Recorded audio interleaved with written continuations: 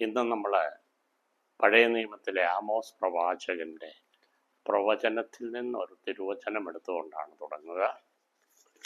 പ്രവാചകൻ BC ഏകദേശം 500-600 വർഷങ്ങൾക്കിടയിൽ ജീവിച്ചവനാണ്.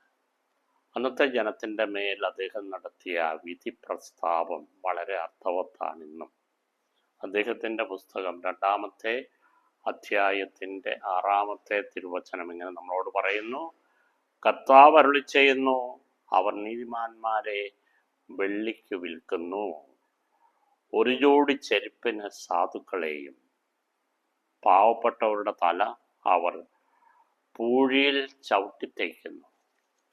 എത്രയോ അർത്ഥവത്തായ ശക്തമായ ഗർജനവും വാക്കുകളുമാണ് പ്രവാചകൻ്റേത്.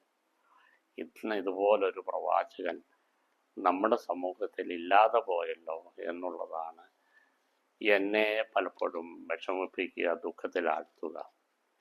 പല രാഷ്ട്രീയ പാർട്ടികൾ പല കാലങ്ങളിലായിട്ട് ചൂഷണം ചെയ്യുന്ന ജനാധിപത്യത്തിൻ്റെ പേരിൽ നമ്മൾ ജീവിക്കുന്നത് പലപ്പോഴും നമ്മൾ അധ്വാനിച്ചുണ്ടാക്കുന്ന ടാക്സ് പല വിധത്തിൽ ഭരിക്കുന്ന ഗവൺമെൻറ്റിന്, ഭരണകൂടത്തിന് നൽകിക്കൊണ്ടാണ്.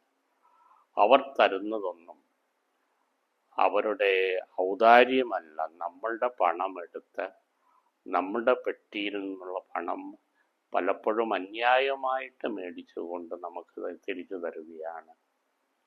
ഇലക്ഷനിൽ വിജയിക്കാൻ വേണ്ടിയിട്ട് എപ്പോഴും നമ്മൾ കാണുന്ന പോലെ എല്ലാം വാരി കൊടുത്തുകൊണ്ട് മനുഷ്യരെ സുഖിപ്പിക്കുകയാണ്. ഈ കാലത്തേക്ക് മാത്രമേ ഉള്ളൂ.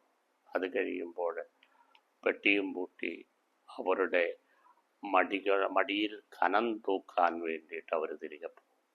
അപ്പം ഇതെല്ലാം കണ്ടിട്ട് ഇത് ജനാധിപത്യമാണ്, ജനാധിപത്യത്തിൽ നമ്മളാണ് അധിപന്മാരെന്നൊക്കെ പറഞ്ഞ് വിഡ്ഢിലോകത്താണ് ജനതകൾ ഇന്ത്യയിൽ, പ്രത്യേകിച്ച് കേരളത്തിലിരിക്കുക എന്ന് എനിക്ക് തോന്നാറുണ്ട്. രാഷ്ട്രീയത്തെയും രാഷ്ട്രീയ പാർട്ടികളെയും ഒരു കവി ഇങ്ങനെ വിളിച്ചു: പല ചായം മുക്കിയ കീറത്തുണിയുടെ വേദാന്തം. അത്ര ശക്തമായ ഭാഷയിലാണ് ആ ഒരു രാഷ്ട്രീയ വേദാന്തത്തെ കവി ആക്ഷേപിക്കുക. ആക്ഷേപഹാസ്യത്തിൽ പറയുകയാണ്, ഏത് പാർട്ടിക്കും ചായം മുക്കിയ കീറത്തുണിയുടെ വേദാന്തമാണ് നമ്മളോട് പറയാനുള്ളത്. നമുക്ക് വേണ്ടിയിട്ടല്ല, അവർക്ക് വേണ്ടിയിട്ട്, അവരുടെ സുരക്ഷയ്ക്ക് വേണ്ടിയിട്ട്, പവർ ആൻഡ് ഗ്ലോറി എന്ന് പറയുന്ന ആധിപത്യവും മഹത്വവും കാണിക്കുന്നതിന് വേണ്ടിയിട്ട് ജനത്തെ പിഴിഞ്ഞ് അവരുടെ നട്ടെല്ല് വാഴപ്പിണ്ടിയാക്കിക്കൊണ്ട് ജീവിക്കുന്നു. ഇന്നത്തെ ലോകത്തും ഒരാമോസ് കടന്നു വന്ന് ഒരിക്കൽ കൂടി ഒരു വിധി പ്രസ്താവിക്കേണ്ട സമയകാല സാമൂഹ്യ വ്യവസ്ഥിതിയിലൂടെയാണ് നമ്മുടെ യാത്ര എന്ന് നിങ്ങൾ ഓർക്കുക, മറക്കാതിരിക്കുക. ദൈവം അനുഗ്രഹിക്കട്ടെ.